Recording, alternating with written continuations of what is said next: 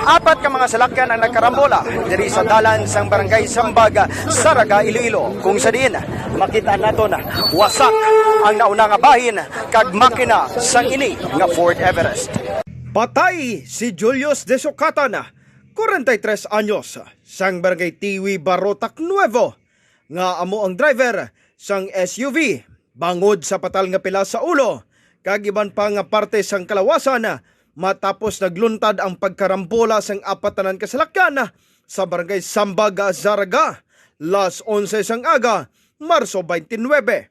Sa interview sa Radyo Bandera Iloilo kay Police Captain Rafi Señeres, officer in charge sa Saraga Municipal Police Station, iyagin patpat kung paano natabo ang insidente. Ang truck ko siya halin sa city, going to Bangabante, and then ang SUV kadang auto, pa-city ni sila, no? So, according sa akong nakuha na information, nag-overtake nito ng Everest sa mga tatlo nito ng kasalakyan, yung vertikan niya. Hindi nalangan siya siguro kay sa opposite side, kami man ang truck.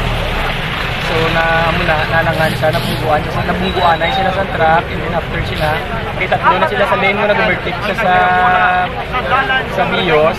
Then pagka-impact sa truck, nag-waslit pag sa liwat sa ilang lane, no? Then nga ara na naman ang BIOS sa ilang lane, kay 4 lanes na di, sa 2 lanes na.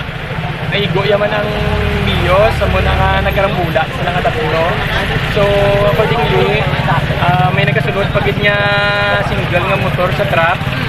Muna nga nabunggo man siya dito. Gindala naman sa Western Visayas Medical Center ang duwa ka babayi nga sakay man sang SUV bangod nga nagabatsyag ini sang paglingin sang ulo kag paglain sang ila pamatsyag. Balita nagikan sa Banwa sang Saraga, Iloilo. Ini naman si Kabanderang Carl Garganera, nagabandera sa matutuod nga serbisyo publiko kag kalingawan sa Western Visayas, Radyo Bandera. Ang ining balita ang ginadulong sa inyo sang DTX Coffee Mix. Himo sa natural nga sangka pareho sang amarkuso, chia seeds, sugared cane extract powder. DTX Coffee Mix. Nakakapi ka na, naka-detox ka pa. DTX Coffee Mix. Mabakal sa mga butika.